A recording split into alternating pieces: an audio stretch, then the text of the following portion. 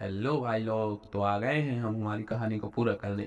अगर आप लोगों ने इसके पहले पार्ट को नहीं देखा है तो उसे देख लीजिएगा, और अगर कहानी में कोई गलती हो जाए तो क्षमा कर दीजिएगा। तो चलिए कहानी को शुरू करते हैं। जब उसका नंबर आया वह गेट खोलकर अंदर आ गई।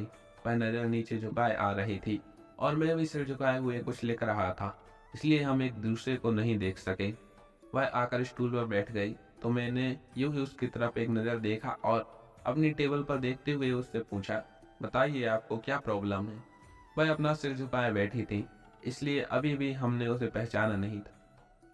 और वह उस बेचारी को भी क्या पता था जिसके वियोग में उसकी यह दशा है, वह उसके पास ही है। तब उसने अपना सिर ऊपर की तरफ देखते हुए कहा, सर बुखार आ रहा है। मैं अपनी टेबल पर देख रहा था, इसलिए उसको अभी मेरा चेहरा ठीक से दिखाई नहीं दे रहा था। जब उसकी ओर मैंने देखते हुए कहा, कब से आ रहा है। कहते कहते मेरी नज़र उसके चेहरे पर जाकर रुक गई। हम दोनों ने एक दूसरे को देख लिया था, हमारी नजरें मिल गई। एक क्षण हम एक दूसरे को देखते रहे। उसकी आंखें मुझे देख भर आई। वह बिना इलाज कराए अपनी जगह से खड़ी होकर जाने लगी। कभी कभी हम इंसान भी खुद को ही नहीं समझ पाते हैं। जिस प्यार से मिलने के लिए वह इतने दिन से व्याकुल थी, जब वही प्यार उसके सामने है तो उसे गले लगाने की बजाय उससे नाराज हो गई।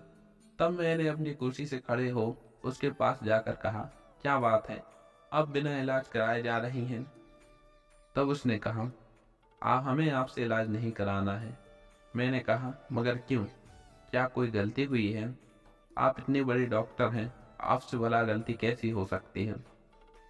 यहीं पर हमारे इस पार्ट का अंत, मतलब इस भाग का अंत होता है।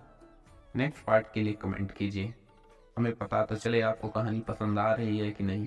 अगर आप लोगों को कहानी पसंद आ रही है तो कमेंट में नेक्स्ट पार्ट लिख लीजिए, हम जल्दी आपको नेक्स्ट पार्ट अपलोड कर देंगे।